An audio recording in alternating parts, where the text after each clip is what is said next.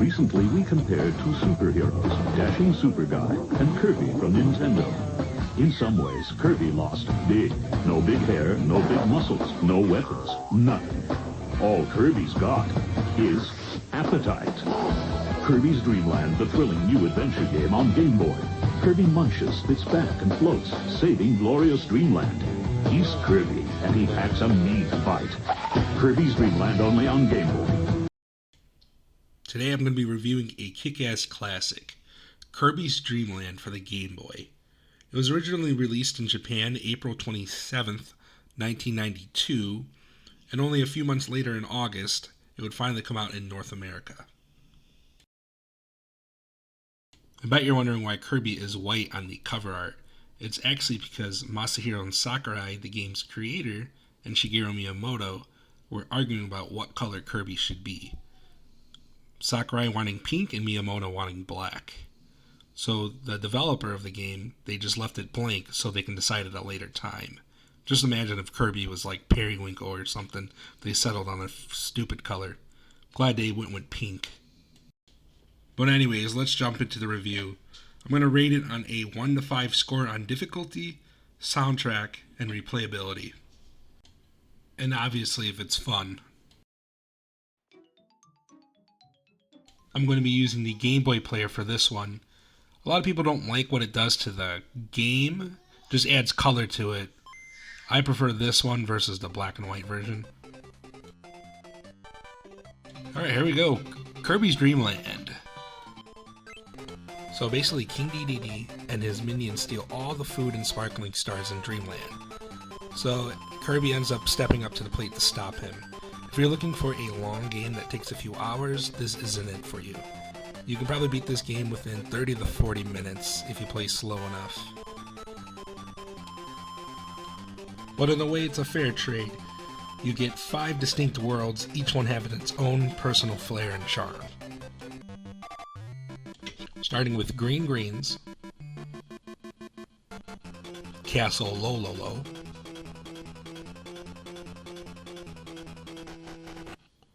Float Islands,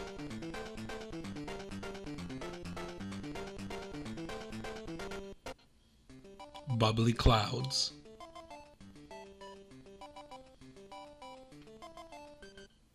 and finally Mount Dedede. You can see this game took great care in its little cutscenes.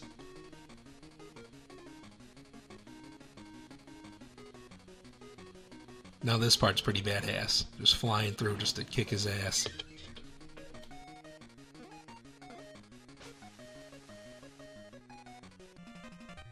So let's start off with the gameplay and difficulty.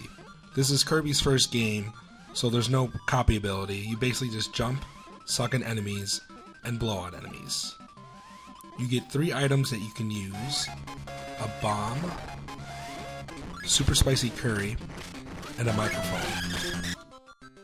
This is one game you're going to want to take slow, just because if you keep rushing through it, you're going to end up getting hit and just dying. But the nice part is you get infinite continues. So there's another thing. Nintendo wanted a game where everyone could pick up and play and have fun. So the difficulty really doesn't spike until the 4th stage, and the only reason you'll die is because if you're going too fast, you're not going to have time to prepare for all the enemies. So with that, you're basically already done with the game, so I rate the difficulty a 2 out of 5 for the base game. That's right, I said base game.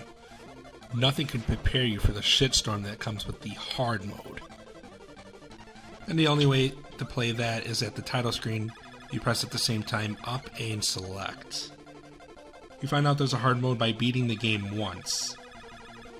And you can see a little message saying, obviously, how to unlock it. So you're going to think you're going to run through this just because the base game was so easy. But hard mode adds more threatening enemies, Kirby takes more damage, and the bosses have more health and new attacks. You're going to get your shit pushed in very easily. So here's going to be a few clips of the horseshit of hard mode. Honestly, it's a very good challenge, but some of this stuff is like, holy crap. You don't expect this from the first playthrough. So it's basically about just memorization, and you know, each death kind of sometimes shriek on the inside.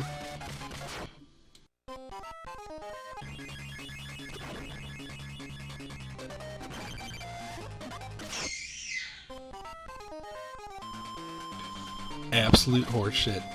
You basically have to memorize what's going on, so at least next time you can get a little further.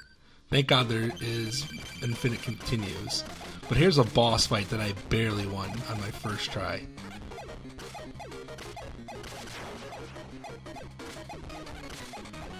So I definitely give the hard mode on this game a 5. Definitely worth the challenge, but holy shit will this take you a very long time to beat.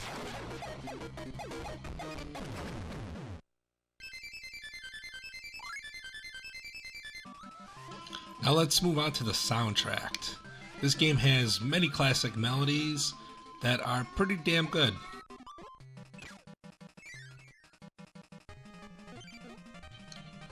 My favorite 3 are From Green Greens, Castle LOLOLO, and the final battle with DDD.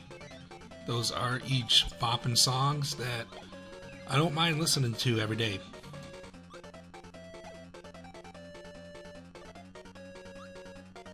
I definitely give the soundtrack a 4 out of 5. But last but not least, replayability, and if it's worth the price. You can pick this bad boy up for about $10 if you want to add it to your collection. I personally think it's worth buying. It's a great way to get someone who sucks into gaming. It was actually the first game I ever beat as a child. But there's not much replayability unless you're trying to beat hard mode, your high score, or trying to speedrun it. I overall rate Kirbys Dreamland a 3 out of 5 stars. It's a fun game to play, and it has great music, but it's way too short, and after you beat hard mode, there's nothing to do. I'll finally end this review with the kick-ass final battle, where Kirby can push King DDD's shit in for being a dick and stealing all the food. I hope you enjoyed this review.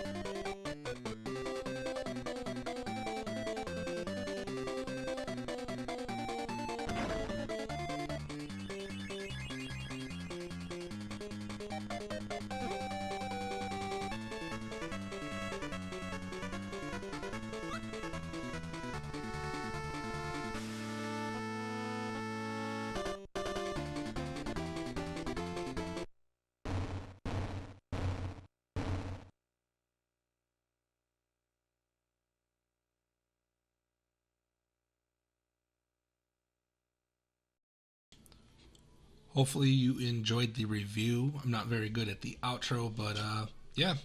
Thanks for watching. It took me a while to make this.